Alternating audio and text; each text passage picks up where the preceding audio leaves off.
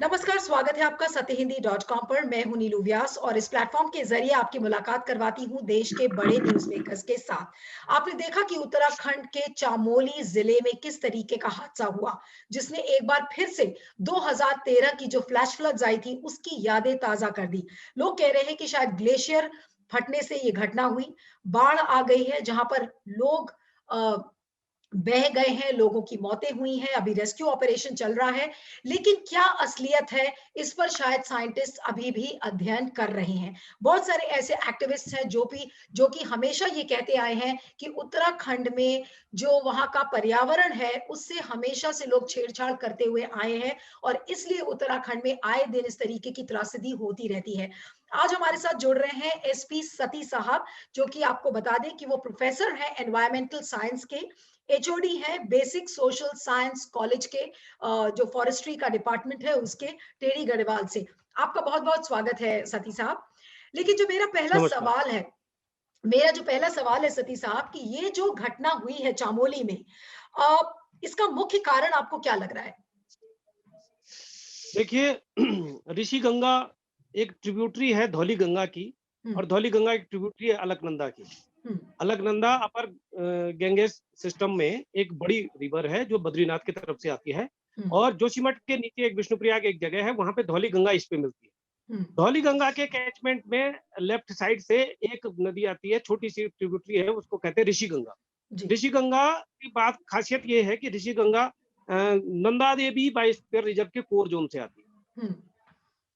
इसके अपर कैचमेंट में मेरा जो मानना है वो ये ज़रूर है कि कोई वाटर बॉडी बनी। हम्म। अब वाटर बॉडी बनने के 2 कारण हैं। हम्म। या तो कोई ग्लेशियर लेक बन रही होगी क्योंकि पूरा पूरा विश्व में इस बात का हल्ला है और ये बात सच भी है कि ग्लोबल वार्मिंग हो रहा है। ग्लोबल वार्मिंग की एक बड़ी रिफ्लेक्शन, एक बड़ा एक्सप्रेशन जो है सॉरी वो ग्लेशियर लेक बनना भी होता है। ग्लेशियर्स में पानी पिघल जाता है और लेक बन जाती है। हम्म। और ये फटती हैं जब तक आपदाएँ आती हैं, पूरे विश्व में आती हैं, भूटान में भी आई, उत्तराखंड में भी आई है, लेकिन आधिकारिक तौर पर इनकी पुष्टि नहीं हुई थी। 2013 की आपदा में भी पार्टली इस ग्लेशियर लेक का भी रोल रहा हम्म। है। यहाँ या तो ग्लेशियर लेक बनी थी, जो कि बहुत बड़े समय से बन रही थी, हम्म। या फिर इस बीच जो बारिशें वगैरह हुई, उसकी वजह से ऋषिगंगा के अपर कैचमेंट में कहीं पे लैंडस्लाइड हुआ और ऋषिगंगा ब्लॉक हो गई, जिसकी वजह से पानी की बॉडी रुक गई। हम्म। ये बोलना कि ग्लेशियर टूटा और उस ग्लेशियर के टूटने से सारा ग्लेशियर पिघल गया और एकदम इतना पानी आ गया, ये बिल्कुल अव्यावहारिक बात है। ये इसमें कोई सच्चाई नहीं है। या बल तो इतना बड़ा पोर्शन ग्लेशियर का टूटना, और वो भी आजकल ये असंभव जैसा लगता है। दूसरी महत्वपूर्ण बात ये है, अगर टूट भी गया तो इतना ठंडी का मौसम है, माइनस में टेम्परेचर है, वहाँ जीरो में टेम्परेचर हो, इतनी जल्दी इतना पानी, और अगर इतना बड़ा पोर्शन ग्लेशियर का टूटता भी तब भी इतना पानी का वॉल्यूम नहीं होता। तो दो स्थितियां हैं। मतलब वाटर बॉडी वहां जरूर थी। अब हुआ क्या है, उस वाटर बॉडी में ऊपर से लैंडस्लाइड आया या एवलांच आया, उसने हम्म। वो वाटर बॉडी ब्रीच कर दिया। मतलब हम्म। जैसे ये इस तरह से है जैसे तालाब में बड़ा सा पत्थर फेंको तो पानी बाहर आ जाता हम्म। है, ऐसे ही उसमें बड़ा लैंडस्लाइड हुआ और उसकी वजह से ब्रीच हुआ और पानी की बॉडी इकट्ठा थी। ओके। अब प्रश्न ये उठता है कि अगर जो पानी की बॉडी वहां इकट्ठा थी, पानी एकत्रित हो रहा था, तो ये तो हमको पता चलना चाहिए। हम्म। तो ये हमारा रिमोट सेंसिंग टेक्निक्स जो हमारी बहुत एजेंसीज इसमें काम करती हैं, एक तरह से देखा जाए वो ये अननोटिस्ड कैसे रहा, ये स्ट्रेंज है। नहीं तो दोनों सती साहब ये भी लोग साइंटिस्ट ये कह रहे हैं कि अगर सैटेलाइट की आप इमेजेस देखें तो उसमें भी इस तरीके की वाटर बॉडी नजर नहीं आ रही है। किसी को पता ही नहीं था कि इस तरीके का ग्लेशियर लेक एग्जिस्ट करता भी था। देखिए ऐसा है कि अभी जो इसमें खंगालना पड़ेगा लंबा। हम्म। अभी क्या होता है कि ग्लेशियर लेक बनी भी हो तब भी बर्फ पड़ गई है, तो ग्लेशियर लेक जमी होगी, उसके ऊपर से बर्फ पड़ गई है, तो वो हम्म। अभी के सैटेलाइट्स में नहीं आएगी।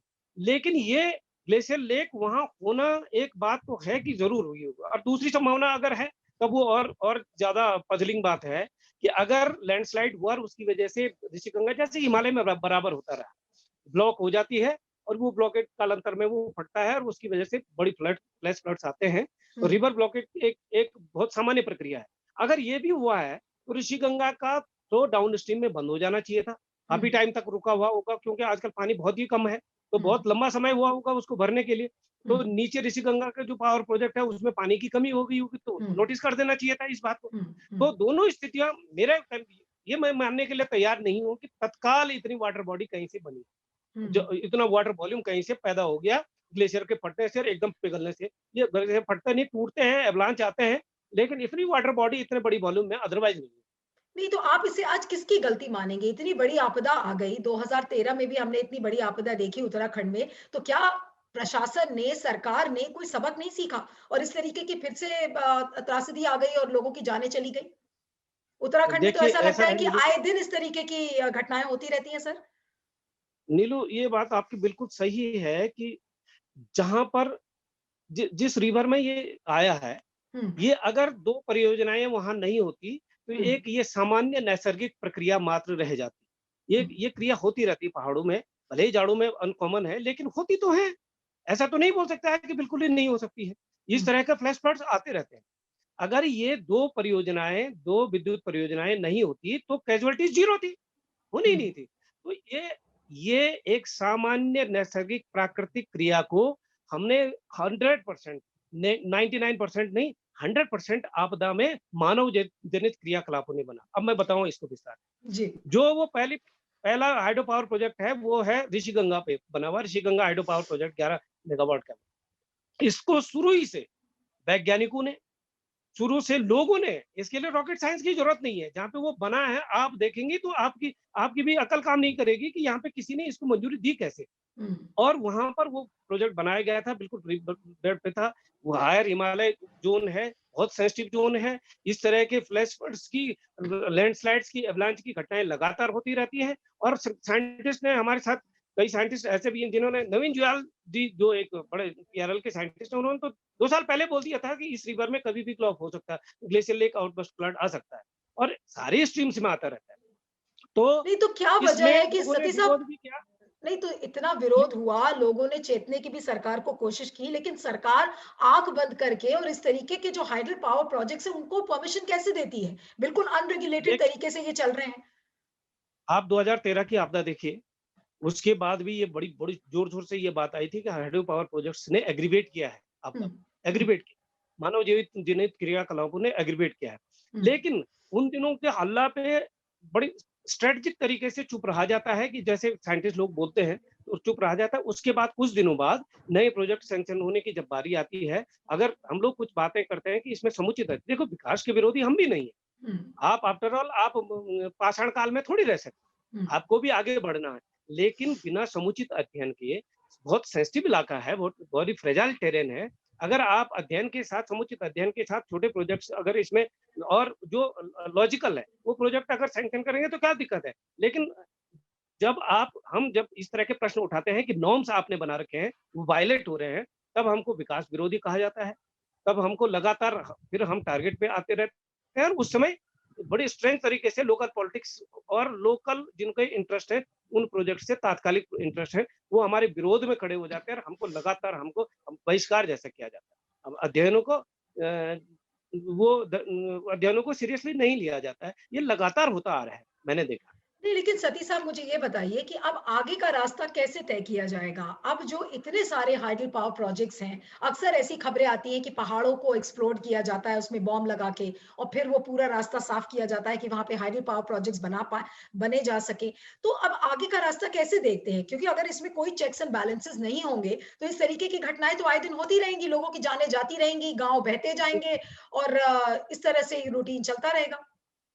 लगातार हम लोग इस बात को उठाते रहते हैं हुँ, और लगातार बराबर, ऐसा नहीं है कि हम कभी किसी साल या किसी समय में हम सुसुप्त अवस्था में, हम बराबर इस बात को बोलते भी रहते हैं। और हुँ, हम तो ऐसे वैज्ञानिक हैं कि हम इसको पब्लिक फोरम पे भी लगातार बोलते रहते हैं। कभी कभी लोग समझते हैं कि ये एक्टिविस्ट ही है, हुँ, लेकिन बात ये है कि समझना तो, जिसको समझना है वो नहीं समझते हैं ना। अब आप हुँ, इसी इसी घटना का देखिए, ये खुदा ना खास्ता ये जाड़ों में हुई, ये घटना हो गई हुँ, हुई।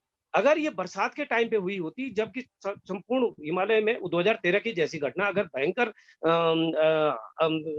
प्रेसिपिटेशन, एक्सट्रीम प्रेसिपिटेशन के बाद एक्सट्रीम रेनफॉल के दौरान ये घटना हुई होती, तो आप ये बताइए कि नीचे के डाउन स्ट्रीम में कितना बड़ा फ्लड आ गया होता। Additional is in addition to this, एक बात और बताना, आजकल एक बड़ा प्रोजेक्ट का शोर शराबा, बड़ा कंट्रोवर्शियल प्रोजेक्ट है, 889 किलोमीटर का चार धाम वाइडनिंग प्रोजेक्ट, हुँ, रोड वाइडनिंग प्रोजेक्ट। इसके जो मक का डिस्पोजल, वो या तो नालों में डाल दिया गया है या रिवर पे डाल दिया गया है। बोल रहे हैं कि जो नमक डिस्पोजल साइट्स हमने बनाई है, वो साइट्स पे नीचे से कोई प्रोटेक्टिव मेजर नहीं है। अल्टीमेटली उसको अगर अतिवृष्टि आएगी, भयानक बारिश आएगी, तो उसको फ्लड का साइज एग्रीवेट करने में, बढ़ाने में उसकी बड़ी भूमिका हो। ओके। इस तरह से इस समय जर्जर सारा पहाड़ हो रखा है कि अगर ये घटना किसी बारिश के दौरान हो गई होती और ऋषिगंगा में ही हुई होती और चारों तरफ अगर बारिश के कारण नदियां ऑलरेडी लबालब रही होती, तो मैडम ये जो एडिशनल फ्लड है ना, ये वॉल्यूम जो पानी का है, ये जो सड़कों का मक जो मलबा बेतरतीब डिस्पोज ऑफ कर रखा है, उसको अपने साथ ले जाता और ये फ्लड का साइज, वाटर वॉल्यूम बहुत बड़ा बनाता और इससे बड़ी घटना हो सकती थी। और अभी क्या, ये एक ऋषिगंगा है, कई ऋषिगंगाएं हैं इस तरह की। अगर बरसात में हो गया तो ये मक के जो बड़े-बड़े टीले हैं 2 तरह से, एक तो ये रोड वाइडनिंग के कारण और दूसरा जगह-जगह हाइड्रो पावर प्रोजेक्ट जो अंडर कंस्ट्रक्शन में है, ये मक डिस्पोजल जिस तरह से कर रखा है, उसकी वजह से भविष्य में कभी भी बड़ी आपदाएँ फिर भी आ सकती लेकिन सतीश साहब, ये जो चामोली में जिस तरीके की घटना देखने को मिली है, उसके लिए आप किसे जिम्मेदार ठहराते हैं आज? हैं। 100% इसमें तो नीति निर्धारकों को, जिन्होंने वो प्रोजेक्ट सैंक्शन करे हैं, जो प्रोजेक्ट बनाए हैं तमाम विरोध के बावजूद। जब जो जनता, जो कि सामान्य जिनको बोलते हैं कि जो विशेषज्ञ नहीं है, हुँ, टेरेन के नॉलेज है, हुँ, सबको ए टू जेड किसी को भी आप पूछती, ये रॉकेट साइंस नहीं है। लोग हुँ, कहते हैं कि ये बहुत ही खतरनाक प्रोजेक्ट बनाए हुँ, गए थे हुँ, और हुँ, तपोवन पे भी लगातार लोग लड़ाइयाँ लड़ रहे थे। तो हुँ, इस प्रोजेक्ट, और एक बात और बताऊँ मैं, ये बफर ज़ोन में बना हुआ था Rishiganga hydro power project. Okay. Buffer zone hydro power वो बायोस्फीयर रिजर्व का, नंदा देवी बायोस्फीयर रिजर्व का बफर ज़ोन वो ज़ोन है जिसमें लोकल को एक पत्थर, छोटा-सा पत्थर निकालने के लिए लीगली परमिशन नहीं है। हुँ। वहाँ ये हाइड्रो पावर प्रोजेक्ट सैंक्शन होता है, बनाया जाता है, इम्प्लीमेंट होता है, इतना बड़ी कंट्रोवर्सी होती है, उसके बावजूद भी कराया जाता है, तो कहीं न कहीं पैसे का खेल है ना ये। नहीं, तो मुझे ये ये बताइए साइंस कि दो 2013 की इतनी बड़ी आपदा खत्म हो गई, अब हम चामोली में भी देख रहे हैं और आप लोग कह रहे हैं कि लगातार ये विरोध प्रदर्शन होता रहा है, इसके बावजूद हाइडल पावर प्रोजेक्ट्स को सैंक्शन दिया गया है। तो अब इसमें कड़ी से कड़ी सज़ा क्या हो सकती है? इसमें क्या केंद्र को संज्ञान लेना पड़ेगा? अगर राज्य सरकार सुनने को नहीं तैयार है, तो इसमें अब केंद्र कैसे इसमें संज्ञान ले सकती है? असल में क्लीयरेंस केंद्र से भी आती है हुँ, और इसकी क्लीयरेंस आती है। ये हुँ, सारी चीज़ें तो इसमें दोनों चोर-चोर मौसेरे भाई वाली टाइप, मुझे एज़ ए साइंटिस्ट ऐसी बातें, भाषा नहीं बोलनी चाहिए, लेकिन ये मिली-भगत तो है। हुँ, और ये लगातार है। अभी मैं आपको एक बड़ी बात और दूसरी कहना चाह रहा हूँ, इसी के जुड़ी हुई है। हुँ, अभी बद्रीनाथ का एक मास्टर प्लान, बद्रीनाथ टाउनशिप का मास्टर प्लान सैंक्शन हो रहा है, वो 500-600 करोड़ का। हुँ, उस टेरेन में बहुत बड़े लेवल पे कंस्ट्रक्शन की एक्टिविटीज़ को परमिशन मिलेगी। ये हुँ, किसी बड़े प्रेशर में, मेरे तो संज्ञान में ये भी आया कि मुख्यमंत्री ने तो काफ़ी विरोध भी इस बात का किया है। हुँ। उसके बावजूद भी ये प्रेशर में सैंक्शन हो रहे हैं, होने की स्थिति में आ रहे हैं। इस तरह से कई प्रोजेक्ट, आप ये आपदाएँ आती रहेंगी, हमारी नियति बन चुकी है, हम कुछ दिन हल्ला मचाते हैं, कुछ दिन सभी लोग तंत्र हमारे साथ हो जाता है। मैं ये कह रही हूँ कि हुँ, अब आगे का रास्ता क्या है? आगे कल के लिए हम सबक कैसे सीख सकते हैं? आपने कहा कि इतना विरोध प्रदर्शन होता है, उसके बावजूद हम राज्य सरकार और केंद्र सरकार मिलकर अपने बिज़नेस इंटरेस्ट के लिए सब सैंक्शंस दे देती हैं, जिसका खामियाज़ा आम लोगों को भुगतना पड़ता है। वो बेचारे लोग जो पहाड़ में रहते हैं, आज उनको अपनी जानें गँवानी पड़ती हैं। ऐसा लगता है कि सबकी जहाँ पे जान बहुत सस्ती है और वहाँ पे विकास का कार्य इतना ज़्यादा प्रिय है कि लोगों की जान की किसी को परवाह नहीं है। लेकिन अब आगे का रास्ता क्या हो सकता है? देखिए मैडम, ये बहुत सही प्रश्न है, बहुत गंभीर प्रश्न है, पर गलत आदमी से पूछा जाता हुँ, है। इन परिस्थितियों के बावजूद ये तो नियंता जो है सरकार के, ब्यूरोक्रेसी के, इन लोगों से ये पूछा जाना चाहिए। पहली बात तो ये है कि जो एनवायरमेंटल इम्पैक्ट असेसमेंट किसी प्रोजेक्ट का कराया जाता है, हुँ, वो नॉर्म्स और ढीले ढाले हैं। अगर वो नॉर्म्स हैं भी तो उनका भी पालन नहीं होता, बड़े पैमाने पर वायलेशन होता है। पूछा तो यहाँ से जाना चाहिए था कि ये प्रोजेक्ट सैंक्शन हुआ कैसे? हुँ, नंदा देवी बायोस्फीयर रिजर्व के बफर जोन में बना हुआ ये प्रोजेक्ट सैंक्शन हुआ कैसे? ये सैंक्शन कैसे कर दिया गया? किस रूल के तहत हुआ? किस तरह से दिया गया है? दूसरी बात ये है, जब लगातार जब जन सुनवाई का, एनवायरमेंटल इम्पैक्ट असेसमेंट में जन सुनवाई का एक बात है। हुँ, जन सुनवाई में किस जन ने बोला आपको बहुतायत में कि ये बनाया जाए? सबने तो एक सुर में विरोध किया, उसके बावजूद बना। हुँ, एक प्रोजेक्ट नहीं, 2 बन गए और सक्सेसिवली उसके बाद तो 3, 4, 5 हुँ, बहुत है पाइपलाइन में। इस समय पानी का वॉल्यूम इतना ज़्यादा नहीं था कि 2 के अलावा तीसरे को डैमेज कर पाए। अदरवाइज़ तो डैमेज तो सीरीज़ में होने हुँ, क्या कहते हैं, हाइड्रो पावर प्रोजेक्ट। ये बात बहुत बड़े लेवल पे, एक तो देखिए, एक तो इसमें अकाउंटेबिलिटी फिक्स होनी चाहिए कि हम्म, अगर ये प्रोजेक्ट जिसने सैंक्शन किया है एज ए अथॉरिटी और एज ए पर्सन, उसको इसमें पेनलाइज करना चाहिए, उसमें उसको उस पर अकाउंटेबिलिटी फिक्स होनी चाहिए। हम्म, अदरवाइज हिमालय के साथ, वो भी हायर हिमालय के साथ, हम्म, पहले तो पूरा हिमालय ही आपका बहुत ही सेंसिटिव है, उसके बाद हायर हिमालय। हमने हमारा 2013 में पेपर आया है, 2015 में पेपर आया, हमने 2007 में पेपर आया है, 2011 में पेपर आया, हम लगातार इन पेपरों के माध्यम से 2017, 16, 18 में पेपर आया हमारा, हमने पंचेश्वर डैम में भी इस बात कही है। हमने 2020 में हमारा एक पेपर आया है, हमने टिहरी डैम के रिम में हमने बताया है कि उसमें उसके बाद जो रिजर्वायर के बाद जो ड्रॉ डाउन इफेक्ट है, जो हम्म, कोलेटरल डैमेज है, उसके हमने बार बार चेता रहे हैं कि भैया इतने बड़े प्रोजेक्ट और इतने बड़ी संख्या में प्रोजेक्ट्स पे हाथ जरा जरा हाथ हल्का रखो, इतना ज्यादा हम्म, ठीक नहीं है। लेकिन hmm. Nobody is going to listen, and we are the people who are ultimately we are the अल्पसंख्यक हम ही है। नहीं तो सतीश साहब आप ये कह रहे हैं कि ये जो हाइडल पावर प्रोजेक्ट्स उस ऋषि गंगा वाला जो एरिया है नंदा देवी का वहां पे जो ये बने थे, अगर इनको इस तरीके से अनरेगुलेटेड तरीके से सैंक्शन नहीं मिला होता तो आज शायद ये त्रासदी देखने को नहीं मिलती। 100% दोनों, दोनों, ऋषिगंगा वाला भी और धौलीगंगा वाला, वो तपोवन विष्णुघाट परियोजना वाला जो दूसरा डैमेज हुआ है, हम्म, ये हम्म, दोनों प्रोजेक्ट्स की साइट सेंसिटिव थी। हम्म, धौलीगंगा तो इस बात के लिए कुख्यात है कि उसमें लगातार ये धौली लगातार ये वो होता रहता है, इस फ्लड्स आते रहते हैं। ओके। तो धौलीगंगा तो लगातार इस बात के लिए कुख्यात है ही है। तो हम्म, दूसरा प्रोजेक्ट धौलीगंगा पे था, हम्म, फ्लड प्लेन पे तुमने सेटलमेंट बिठा बिठा रखे थे, हम्म, उनके प्रोजेक्ट्स के एस्टेब्लिशमेंट आपने फ्लड प्लेन पे कर रखा था, लोगों ने मरना ही था। मरता हम्म, तो गरीब गुरबा है ना, जो हम्म, प्रोजेक्ट सैंक्शन करता है, जो प्रोजेक्ट कंसीव करता है, जो प्लान बनाता है, जो ईआईए करवाता है, वो थोड़ी मरता है। मरता तो अल्टीमेटली गरीब गुरबा है, जो 5,000, 7,000, 8,000 के कर्मचारी वहां होंगे, बेचारे मजदूर होंगे, वो मरेगा ना।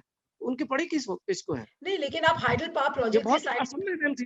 नहीं बट सतीश साहब आप जब हाइडल पावर प्रोजेक्ट के साइंटिस्ट से आप बात करिए तो वो कहेंगे कि नहीं देखिए हमारा तो काम है हाइडल पावर प्रोजेक्ट को सैंक्शन करना और हम उसके खिलाफ कैसे बोलेंगे।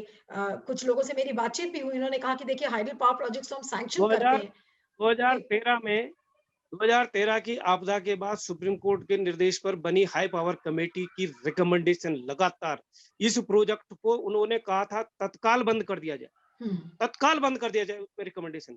हम्म। कुल 6 प्रोजेक्ट, 13 प्रोजेक्ट बंद हुए थे, 6 प्रोजेक्ट तत्काल बंद करने के लिए कहा गया था, and these were the projects अच्छा जिनके लिए ये बोला जहां गया नहीं तो 2013 के। आप नहीं आप कह रहे हैं कि ये जो एक्सीडेंट चामोली में हुआ है उसके लिए सुप्रीम कोर्ट ने 2013 की त्रासदी के बाद बोला था कि इन प्रोजेक्ट्स को बंद कर देना चाहिए।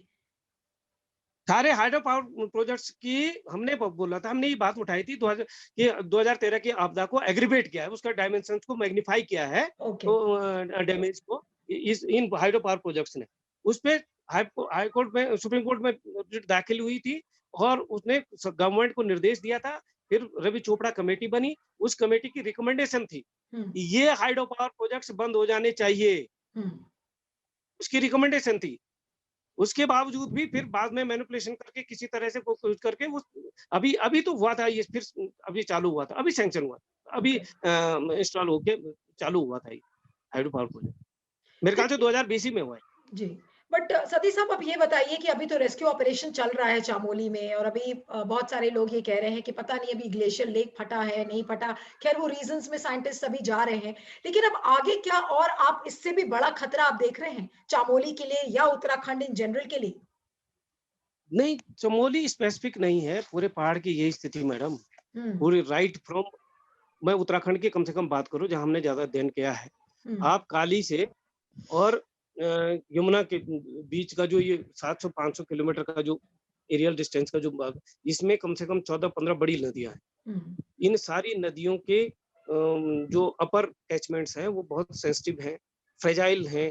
हुँ, वहाँ हैवी प्रेसिपिटेशन एक्सट्रीम इवेंट्स के कारण फ्लैश फ्लड्स आते रहते हैं।